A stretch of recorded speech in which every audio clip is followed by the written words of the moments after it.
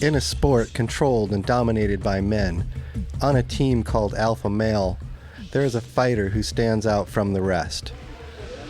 She is Miesha Tate, an up-and-coming star in the world of mixed martial arts. It's like the ultimate reward when you win a fight. There's really no better feeling or anything I can compare it to.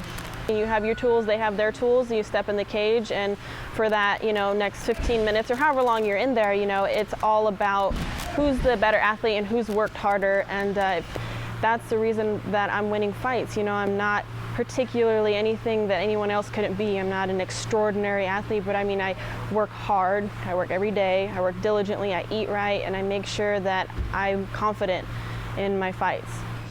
By starting out in wrestling and then making the move to fighting, twice now, Tate has been a pioneer. When I started wrestling, I was wrestling on an all-male team, and they really didn't have a lot of women, so it was really new. People didn't really understand it, and then the same thing as when I was coming into MMA, it was still getting new. So I kind of went through the process, the 4 years of wrestling, I watched it evolve, and now the 4 years of MMA, I kind of did the same thing over. So now I think MMA is a lot more accepting of females. We have us fighting on network television, mainstream with Strikeforce, and it's just a process of growing, and that's what it's doing, so I can't complain. Female cage fighters still have barriers to break down. Some top industry leaders think women's mixed martial arts is not yet viable. However, Tate feels that fighting is about much more than differences between men and women. I feel like people kind of put a stereotype on MMA and women's MMA in particular, whereas I really don't see it as anything different than people going for their dreams and what they want. Just because I'm a woman doesn't make me any less capable, okay? Yeah, physically I might not be quite as strong, but I can be just as technical, I can be fast, I can be exciting. It's an entertainment business, and I think the women put on, amazing fights, usually fight of the night, and I don't see why, we shouldn't be out there competing alongside the men. We do the same practices, we work, sweat, bleed, sometimes harder than the men do, so. So far, there's been no big rush of sponsors, but a few forward-thinking companies are getting in on the action. It's a different deal for the women. It's still coming around. There are certain companies, that we've called before saying, hey, Miesha's fighting in this tournament, she's doing this, she's doing that, she's fighting on Showtime, and they're like, well, Miesha, she's a female, we don't sponsor females, no thank you. And they don't even want to talk about it.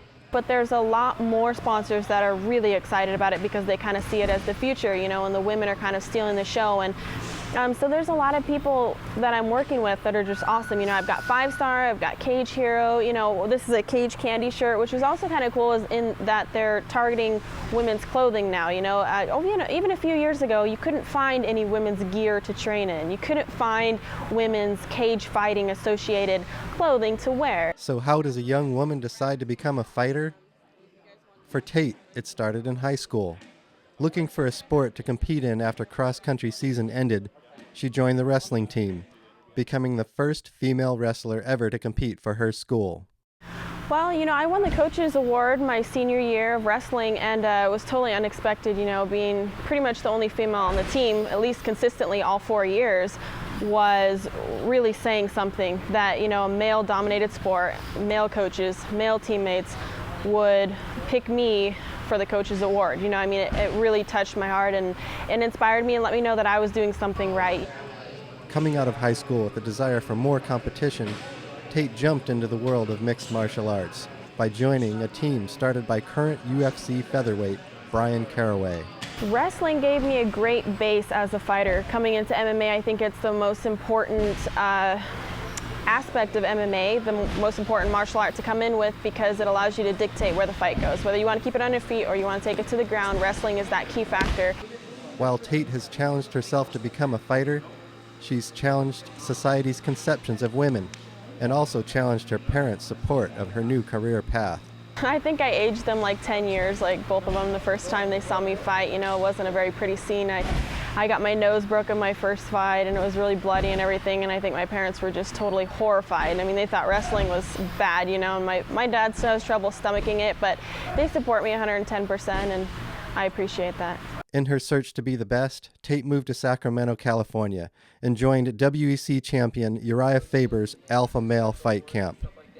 Here, she has the opportunity to work with some of the top fighters in the world in her weight class.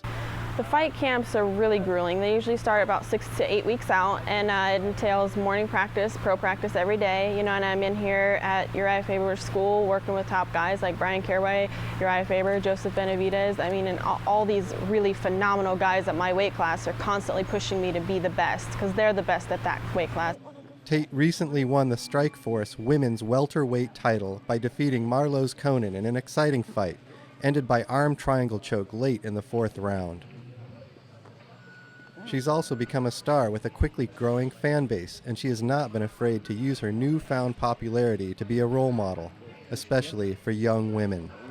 I really would like to be an inspiration to women up and coming, and say, well, while she did it when it was even harder for women to do it, and I want to be able to help women feel somewhat empowered. I want them to feel like just because you're female doesn't mean you can't do anything or that you can't do what you want to do. You can. It's just a matter of doing it. Besides teaching and inspiring women to reach for their own dreams, Tate also has some advice to those who want to follow in her footsteps. This is really, really important as a female. A lot of females miss this. There's a time and place to be a woman, and it's not in the practice room. You're not a female in there. You're a training partner. You're another person. You're another guy. That's not the time to be, having any provocative anything at all. You need to be dressing in appropriate attire, and that is crucial. I can't stress how important that is, because if you come in there and you make yourself into a female, everyone's going to see you as nothing more than that. If you come in there, you treat yourself as an equal, and you don't take any, easy routes out, and you don't act like a woman in there, they're going to respect you as another teammate. And that's what I've learned coming up through the years in wrestling and the years in fighting. Through years of hard work and dedication, she has brought herself to the top of this young sport and hopes that it's only the beginning.